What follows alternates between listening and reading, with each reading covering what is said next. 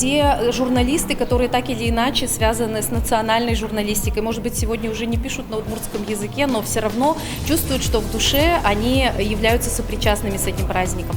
И нынче особенность этого мероприятия, она еще в том, что мы празднуем 90 лет Союзу писателей Удмуртии.